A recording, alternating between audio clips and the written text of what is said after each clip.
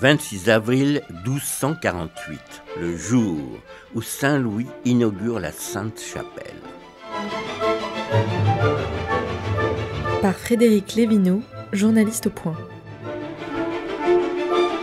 Après 7 ans de travaux, la Sainte-Chapelle édifiée dans le palais de l'île de la Cité est enfin achevée. Elle est destinée par le roi Saint-Louis à servir d'écrin aux reliques de la Passion du Christ. Cela fait 10 ans qu'il les collecte. Le souverain français commence par acquérir la couronne d'épines du Christ auprès de l'empereur latin de Constantinople pour la somme faramineuse de 40 000 livres tournois. Au cours des années suivantes, il se procure aussi un fragment de la Sainte Croix, quelques gouttes du sang du Christ, un morceau de la couche de l'enfant Jésus, du lait de la Sainte Vierge, la Sainte Lance, un morceau du suaire, un bout de l'éponge ayant servi à désaltérer le Christ sur la croix, le bâton de Moïse, les têtes de plusieurs saints et le mandilion, une pièce de tissu ornée de la tête du Christ. La consécration solennelle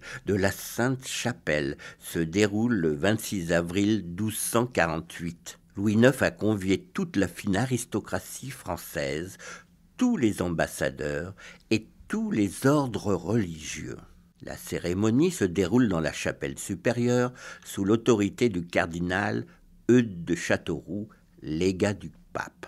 Il est entouré par tous les grands prélats du royaume et de quelques-uns venus de l'étranger. Dans son sermon, il encourage le roi à poursuivre son projet de croisade.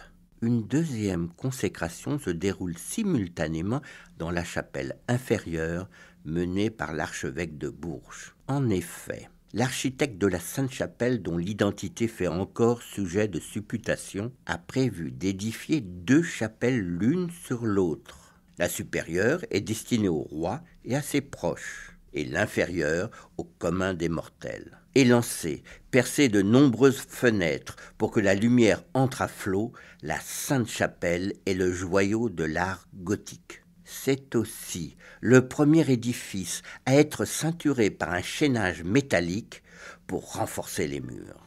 Aujourd'hui, toutes les reliques ont été dispersées. La couronne d'épines, sans plus d'épines, est actuellement conservée à Notre-Dame de Paris. Une série réalisée par Megan Kiecky.